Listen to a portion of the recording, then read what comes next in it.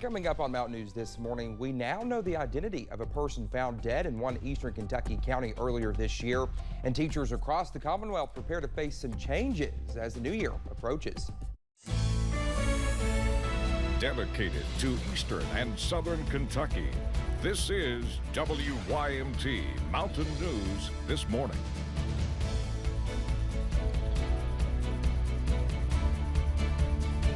Well, Merry Christmas Eve to you. It is just before 6 o'clock on this Friday morning. I'm Dakota Makris, and we're just two Christmas elves here this morning. Cameron Aaron to me. Cameron filling in for Brandon this morning, but it's not feeling like a Christmas Eve outside.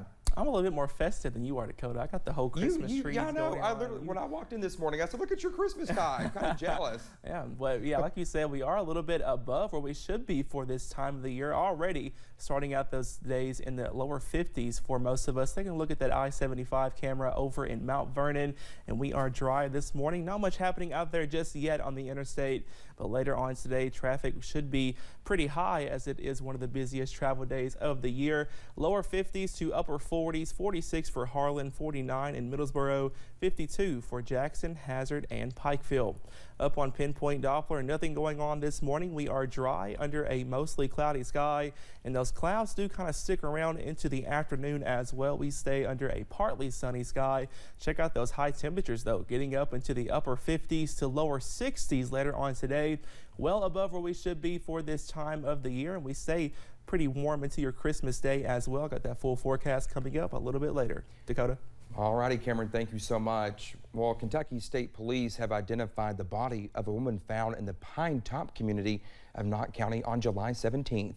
Troopers said they responded to a call from a man saying he found his wife dead over an embankment off Kentucky 582. Well, due to decomposition, the body could not be identified right away. Troopers sent the body to the medical examiner's office for an autopsy and identification. Well, the body was identified as Sydney Winsky, who was reported missing on July 12th.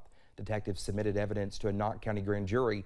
The jury returned indictments on October 12th for 3 people. Now, this investigation remains ongoing, and you can read more on WYMT.com. A death investigation is underway in southern Kentucky. Investigators made a disturbing discovery along Interstate 75 in Laurel County. A driver noticed a body off exit 38 in London. Kentucky State Police say 56-year-old Edsel McQueen was found dead. Police say it's not known how long he was there. A section of Highway 80 near the Hazard Walmart was closed again for part of Thursday afternoon. Now, this was done to reconstruct the 4-car crash that happened Wednesday evening. Now, a Perry County deputy coroner confirmed that one of the people involved in the crash died. That person was 45-year-old Melissa Hunt of the London area. Now, she died at Hazard ARH Wednesday night. One person was flown to Johnson City and, at last check, was still in the ER. Well, we are learning new details about a deadly house fire in Rowan County. Investigators were back at Jackson Cemetery Road after a minor was arrested for a deadly arson there. They say 4 people were inside the home when the fire was set. 3 people made it out, but they say 81-year-old Lloyd Riddle did not. Right now, state police are leading the investigation, and they can't say yet if there is a connection between the suspect and victim. After collecting goods for Western Kentucky storm victims, the Cynthiana Fire Department traveled to Mayfield Wednesday. The department put out a Facebook post asking for donations, and within 24 hours, it had more than 6,000 views and people reaching out to donate immediately. Officials raised more than $2,000 in cash donations, allowing them to send 3 trailer loads of materials to Mayfield. The community support was excellent. We've got a great community. It's small. Most of the people have really big hearts. The department is hoping in the new year to go back to Western Kentucky to bring more supplies as needed. Well, Kentucky Senator Rand Paul is contributing to South Central Kentucky's tornado recovery effort. Now, the senator gave $20,000 to United Way and another $20,000 to Hotel Inc. He says he's proud to support the United Way and that he'll keep helping tornado victims. Well, Governor Andy Beshear has appointed Steve Trimble to the Kentucky Board of Education. Trimble will be taking over Cody Polly Johnson's seat. Johnson's term ends April 4th of 2024. Trimble is a retired educator who previously served as superintendent in Johnson County. He also recently coached the Johnson Central football team after Jim Matney's death. Well, when teachers enter the classroom this new year, will be facing a new retirement system. And some education leaders worry the new system, combined with the last 2 years of COVID complications, may make it harder to recruit and retain. Kristen Kennedy investigates what's keeping workers from entering the classroom. Doctors and nurses and medical staff might be on the front lines fighting this pandemic, but teachers aren't far behind. They've spent the last 2 years teaching virtually and in person, passing out meals, helping with transportation, and providing support to thousands of students and their families. They are strong but spent. And words of encouragement from parents, Donnie Piercy says, sometimes feel like all they have. A little thing like a note to that teacher, letting them know that you are really thankful for not only everything that they're doing for their child, but everything that they're doing for the hundreds of students they might have come to their classroom each day, can really make the difference in the world for that professional. Piercy, as the 2021 Kentucky Teacher of the Year, says words of gratitude alone will not keep teachers in the industry. He's a big supporter of paying teachers better wages. The Kentucky Education Association said the average salary this past year for a public school teacher was around $54,000. 35 states pay more than that. The KEA also says teachers are paid as much as 20% less than other college-educated workers with similar experience. So professional compensation is going to be critical as we think about the long-term play to maintain high-quality teachers in our public schools. Bridget Blom, president and CEO of the Pritchard Committee, is still reviewing the state's new retirement plan. It may play into recruiting and retaining staff. I'm not sure that the changes will either encourage or discourage those who might choose teaching as a profession. I think it is an impact on those currently in the profession and something where there's a great deal of worry about unknowns. What we do know about the new retirement system taking effect January 1st is that it is part pension and part savings account.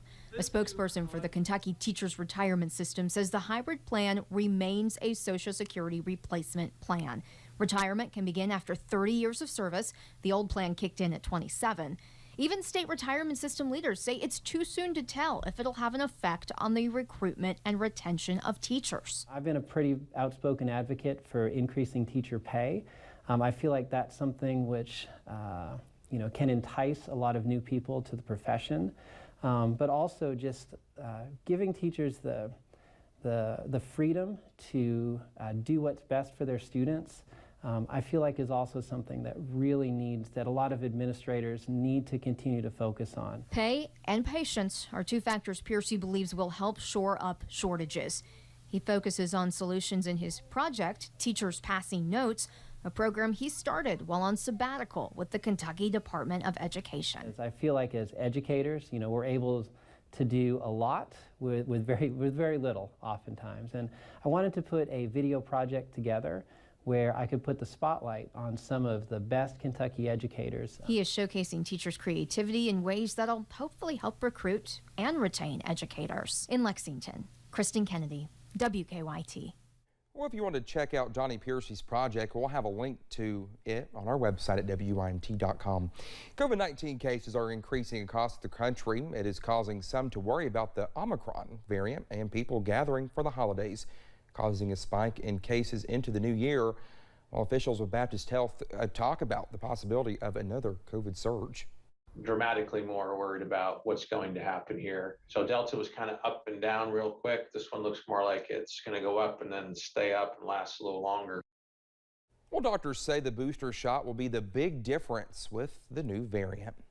The holiday travel rush is underway during the busiest travel season of the year amid growing concerns about the Omicron surge. Anthony Purr reports from Los Angeles.